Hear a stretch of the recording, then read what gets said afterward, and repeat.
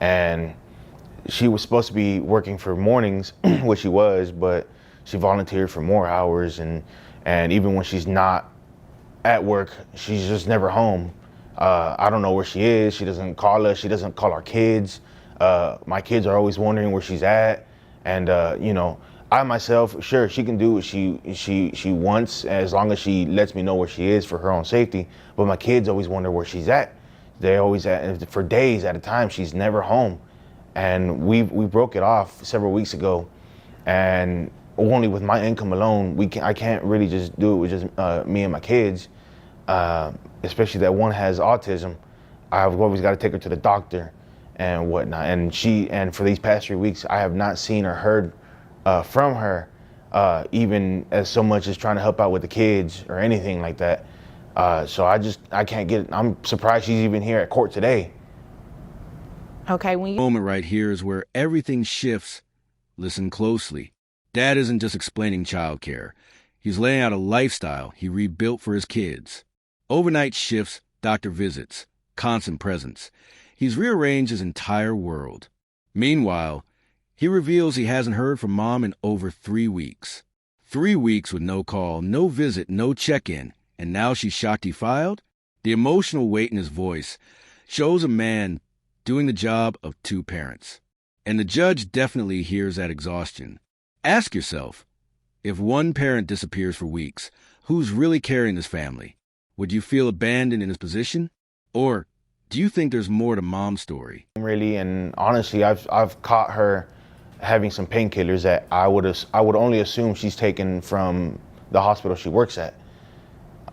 She's either on painkillers, or sometimes I'll find needles around and whatnot. So I know she works at a hospital, so she's got to get the drugs from there.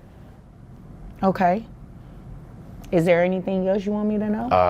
I just hate that it's really around the kids. The kids find it before I do most of the time. Oh my. Yes. Ma'am? I mean, I'm not sure where he's getting this intel from, but that's obviously not the true. kids.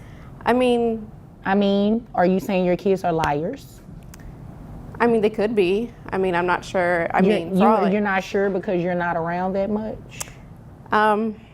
I am around. I just have to work all the time. I mean, it's not my fault that, saving lives isn't important to him. No, I believe it is important to him. This section takes a sharp, dramatic turn. Watch the judge's reaction here. Dad starts describing finding painkillers and needles around the home. He's not dramatic, not accusatory, just worried about the kid's safety. And the judge? She immediately locks in, because drugs near children is no small claim. Then Mom tries to deflect, blaming work, blaming the kids, even blaming him. But the judge calls out the inconsistency instantly. Are your kids lying? It's a bold question with a heavy implication. The courtroom energy tightens. Mom's excuses are falling apart fast. This is one of those moments where credibility matters more than anything. What would you think if you were the judge hearing this? Shift. As he should, he's a dad. As you should, you're a mom. The audacity. I mean, but I have a more important job. I mean, how many times are you going to say that? I mean, you have the audacity to say that he's a dad and he should do these things, but you're the mom and not doing these things. He changed his shift, why can't you?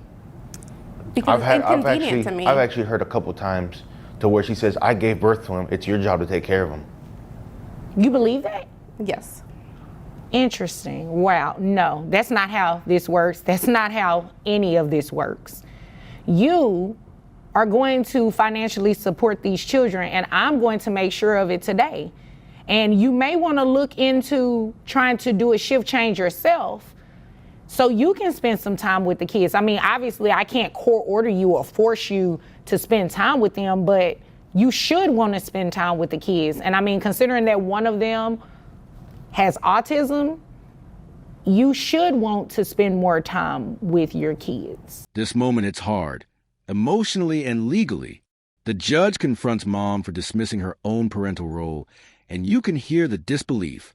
Mom claims raising a child with autism is too much work, and the room freezes. Dad, meanwhile, is doing everything. Homework, meals, doctors, affection. The judge doesn't just criticize. She highlights the responsibility both parents share. And this is where mom completely misreads a room. She argues it's his job, but legally and morally, that's not how parenting works. The judge is building a clear picture of neglect versus commitment. Ask yourself, if one parent refuses to try, what options does the court really have? Who do you think the judge is leaning toward here? Have access to private health insurance, right? Yes. So why did you just get an individual plan when you have a family? That was a question. Because it's his job to take care of them, and I shouldn't have to spend You know what? money. Don't say that again about what his responsibilities are and what his job is, because you're a mom, period. I mean, but I didn't sign up for it. Like, countless times I've told her, yes, it is my job to take care of our children. And you're as a doing dad. that. And I'm doing well beyond. She's not disputing that you're doing that. Yes.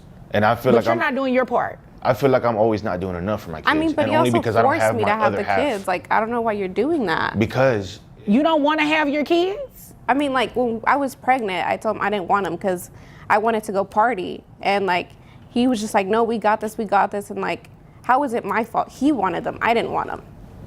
So. But you kept them. no, the first we've talked about having kids and we've wanted kids. I know, but, once like, she when we got were pregnant, older, once she got not right pregnant and now. she knew she couldn't do what she needed anymore, or really what she wanted anymore, then it was just oh, this baby's really an inconvenience to our lives. I mean, but you know This what I child like to support party. payment is about to be an inconvenience to you as well, because you're going to pay child support. Whether you wanted them or not is beside the point. You had them, they are here, they are your responsibility just as much as they are his responsibility. So, $60,000 a year. This part is jaw-dropping.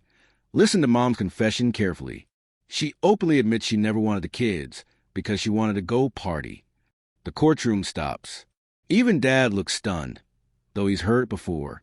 Legally, this is devastating because it shows intent to avoid parental duties. Emotionally, it's even heavier. These kids didn't ask for any of this. Then the judge drops a powerful line. Child support is about to be an inconvenience, too. That's the legal system reminding her that parenting isn't optional. This moment exposes the entire core of their conflict. So here's the question.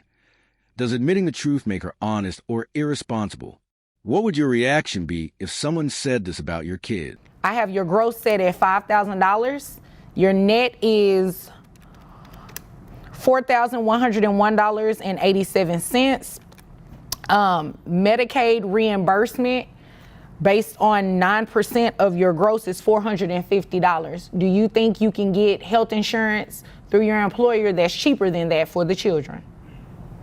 I mean, I guess. I don't know.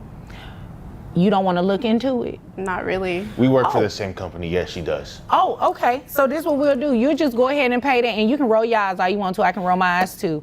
We're just going to have you reimburse Medicaid that full $450. So that brings your monthly child support obligation for 2 children to $1,025 plus the $450 reimbursement to Medicaid for $1,475. Now, it looks like Dad also requested for you to pay back pay for that month in a week that you left and haven't given the children anything. I'm going to grant his request. So you have arrearages in the amount of $1,475.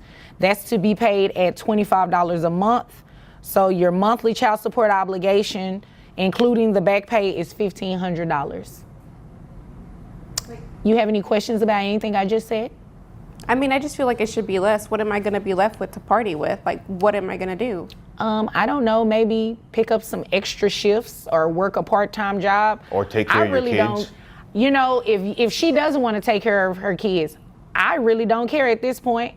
I just want to make sure he gets some financial assistance. I mean, but he makes enough money. And I mean, you make enough money too. So again, do you have any questions about anything I just said? No. Okay. You have any questions, sir? No.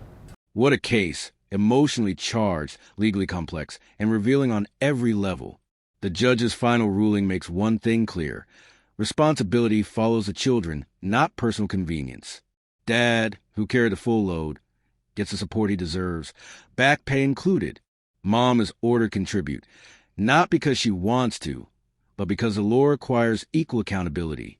Whether she wanted the kids or not no longer matters. Their needs do.